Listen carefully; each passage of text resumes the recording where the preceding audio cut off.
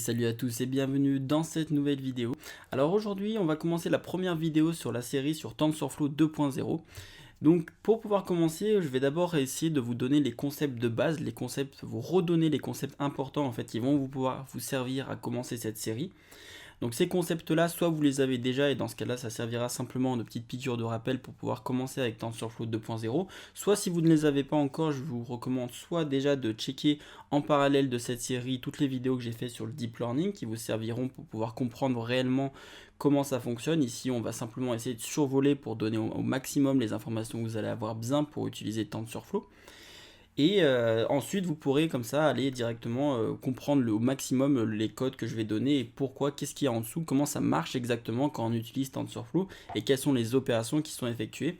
Et ça, c'est super important pour pouvoir utiliser la librairie dans les meilleures conditions possibles.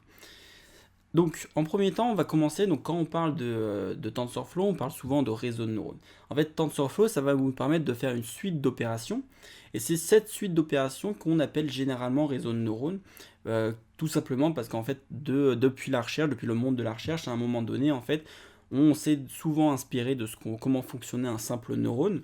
Ça a donné le modèle de perceptron qu'on va voir tout de suite dans cette vidéo. Et ensuite, une fois qu'on a vu qu'on pouvait modéliser un perceptron, on a commencé à mettre plusieurs perceptrons ensemble et ça donne ce qu'on appelle un réseau de neurones. Et TensorFlow, ça va nous permettre de pouvoir faire tous ces types d'opérations-là facilement pour pouvoir mettre en place ce qu'on appelle un modèle. Donc c'est un modèle qu'on appelle un modèle de machine learning qui regroupe plein d'opérations qui nous permettent d'avoir une sortie. Et donc de faire des prédictions, et c'est ça qui va devenir intéressant. Donc les trois éléments essentiels pour pouvoir commencer, ça va être déjà d'avoir une puissance de calcul, d'avoir des données, les données sur lesquelles on va pouvoir se baser pour pouvoir apprendre à notre modèle à faire quelque chose. Donc on va voir ce que ça veut dire apprendre à faire quelque chose.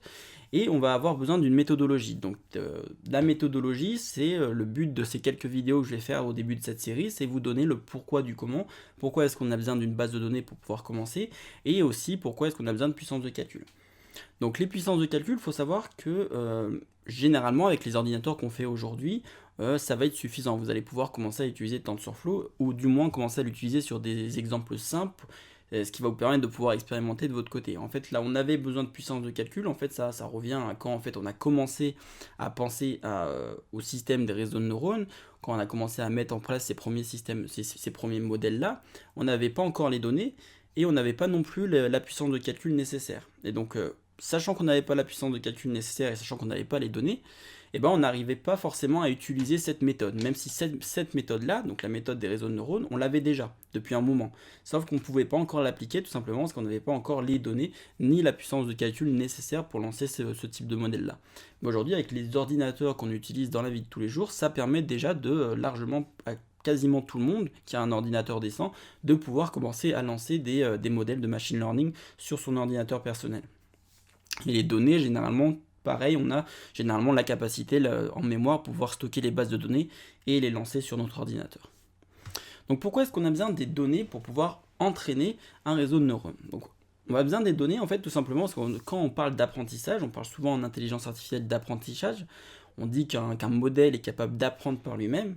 En réalité, il n'apprend pas totalement tout seul, ou en tout cas quand on parle d'apprentissage supervisé. Donc l'apprentissage supervisé, c'est quand justement on utilise une dataset, donc une base de données pour pouvoir dire à notre modèle qu'est-ce qu'il doit prédire, donc qu'est-ce qu'il doit apprendre. Donc on va prendre un exemple, mettons qu'on veut un modèle de machine learning qui soit capable de pouvoir détecter des panneaux.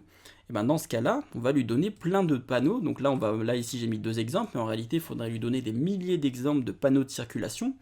Et à force de lui montrer, à chaque fois on va lui dire, bah ça c'est un panneau attention, ça c'est le panneau pour tourner à gauche, etc.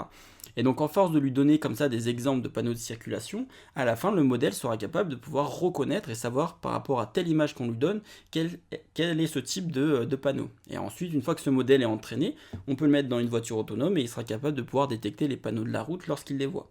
On peut faire un même modèle qui sera capable de reconnaître des chiens et des chats, donc on lui donne plein d'exemples de chiens, on lui dit ça c'est un chien, et on lui donne plein d'exemples de chats, et on lui dit ça c'est un chat, et ensuite il saura le reconnaître. Et ce qui est intéressant, c'est que ces modèles de réseau de neurones, ils fonctionnent non pas seulement que sur des images, mais ils fonctionnent sur tout type d'entrée numérique qu'on pourrait lui passer. Donc en fait, une image, c'est quoi? C'est des pixels, et donc c'est des valeurs numériques qu'on peut entrer dans notre modèle. Et on peut également entrer d'autres types de données. On peut mettre en entrée des données boursières, des données qui seraient des données vocales. Par exemple, si on veut apprendre à un modèle à reconnaître qu'est-ce qui est dit, et ben le son, en fait, ça peut se traduire en fait en plein de valeurs numériques. Et ces valeurs numériques peuvent être utilisées pour être entrées dans un modèle et prédire, par exemple, quel mot vient d'être dit dans le son. Et donc voilà, grâce en fait à ces modèles de machine learning là, donc ces réseaux de neurones, on peut en fait reconnaître énormément de patterns en fait dans les entrées qu'on va donner à notre modèle. Donc c'est ça qui est intéressant. Et pour faire ça, on a besoin donc de beaucoup de données et également d'une puissance de calcul minimum pour pouvoir lancer les différentes opérations qui vont nous permettre de pouvoir, à partir d'une base de données, donc faire une classification. Donc tout à l'heure, j'ai parlé de réseau de neurones et j'ai parlé de perceptron. Donc un perceptron, en fait, c'est la modélisation d'un neurone qui va nous permettre de faire une prédiction en sortie. Donc en fait, ce petit neurone-là, donc là c'est ce neurone-là, il prend donc des entrées, donc ici il prend par exemple x1, x2 et x3 qui, comme je l'ai dit, sont des valeurs numériques. Donc x1, x2, x3 ont des valeurs qui sont indépendantes et qui vont être utilisées par ce petit neurone-là pour produire une sortie. Donc en fait, ce neurone, ce qu'il va faire, donc dans le modèle, dans l'ordinateur, ce qu'on va faire, c'est qu'on va associer un poids à chacune des entrées. Donc cette entrée-là, donc x1, va avoir un certain poids qui va être w1. Cette entrée-là va avoir un autre poids, w2, et x3 va être associé ici à w3. Donc ici, en fait, grâce à ces poids vont donner en fait une certaine importance à chaque neurone, à chaque entrée, pardon. Donc ce neurone-là va donner une certaine importance à x1, une certaine importance à x2 et une certaine importance à x3. Et ça va être grâce à ces poids. Donc ici, par exemple, les poids pourraient être égaux à ça, c'est-à-dire ils pourraient être égaux à ici, W1 pourrait être égal à 1,5, W2 serait égal à 0,8 et W3 pourrait également être égal à 0,8. Et en fait, si on fait ça, là en fait, si on le lit comme ça veut tout simplement dire qu'ici notre neurone prête davantage d'importance à x1 et il prête un peu moins d'importance à x2 et à x3. Si par exemple on était comme ça, et bien cela, ça voudrait dire qu'on prête donc une bonne importance à x1. Donc là, on a remplacé x1, x2, x3 par des valeurs numériques. On va voir comment, pour pouvoir vous montrer concrètement comment ça fonctionne. Ensuite, W2, ici prête une importance un peu plus moindre à cette valeur. Et on voit que ces valeurs-là c'est des valeurs d'entrée, donc elles peuvent être négatives ou positives, peu importe. Et cette valeur-là, par contre, elle porte une importance négative. Donc c'est-à-dire qu'en fait, cette entrée-là, pour ce neurone-là, ça a un impact négatif. Donc c'est-à-dire, plus cette valeur va être haute, plus l'impact va être négatif pour le neurone. Et en réalité, donc on va voir vraiment que ça a un impact négatif, parce que l'opération qui est effectuée par ce neurone-là, c'est la suivante. C'est l'opération x1 fois w1 plus x2 fois W2, donc plus X3 fois W3. Donc en gros, c'est chaque entrée est multipliée par son poids, et on additionne ça à la multiplication de chaque entrée par son poids, plus donc l'entrée suivante par son poids.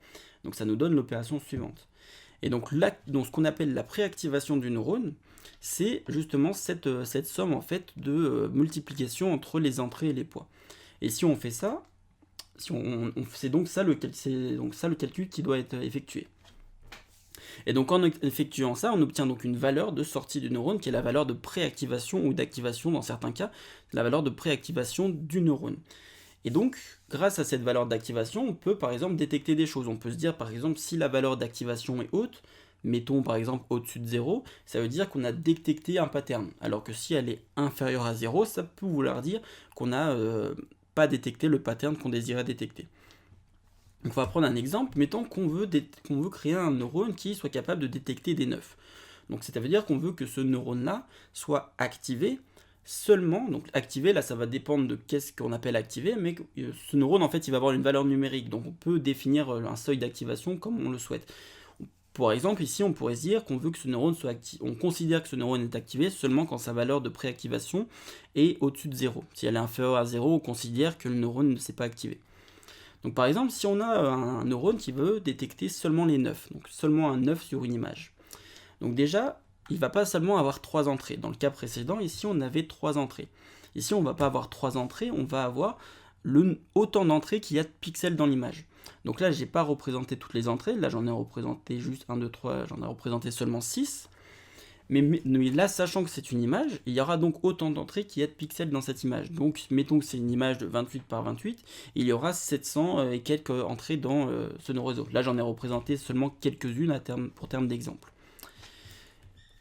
Et donc là, par exemple, ce réseau de neurones, sachant qu'il doit détecter un œuf, il va savoir, donc si ce neurone est déjà entraîné, s'il y a déjà eu un apprentissage, eh ben, il saura que généralement, par exemple, cette zone-là dans l'image, si elle est activée, donc si les valeurs des pixels sont hautes, donc là on va considérer que blanc ça donne des pixels qui sont assez hauts, et bleu c'est des pixels des valeurs de pixels assez basses, simplement pour l'exemple.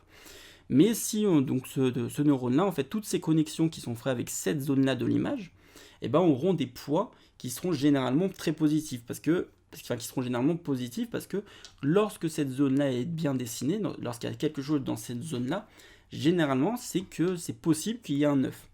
Par contre, mais quand il y a cette zone-là qui est dessinée, ça pourrait être par exemple autre chose qu'un œuf. Si on retrouve du blanc ici, c'est possible par exemple que la personne ait dessiné un 8. Parce que voilà, s'il dessine là, hop, et qu'il dessine ici, c'est possible qu'il ait dessiné un 8 ou un autre chiffre où il aurait dessiné ici. Alors qu'un 9, généralement, il n'y a rien qui se situe dans cette zone en moyenne. Et donc ici, un perceptron, donc un petit neurone qui serait entraîné, pourrait par exemple associer des poids négatifs à cette zone de l'image. Donc bien entendu, au tout début, le neurone il n'est pas entraîné du tout à pouvoir détecter des patterns. Donc il n'y a eu aucun apprentissage. Donc tous les poids en fait qui sont ici, ils vont être complètement aléatoires. Et donc ce qu'on va faire, c'est là qu'on a besoin vraiment d'une base de données pour qu'il y ait un apprentissage, pour pouvoir apprendre à notre neurone comment se comporter. De notre côté, il faut qu'on ait une base de données où on ait plein d'exemples de 9, où en gros on dit, bah ça, dans ce cas-là, sachant que c'est un œuf, je veux que le neurone, la valeur de préactivation du neurone, elle soit égale à 1.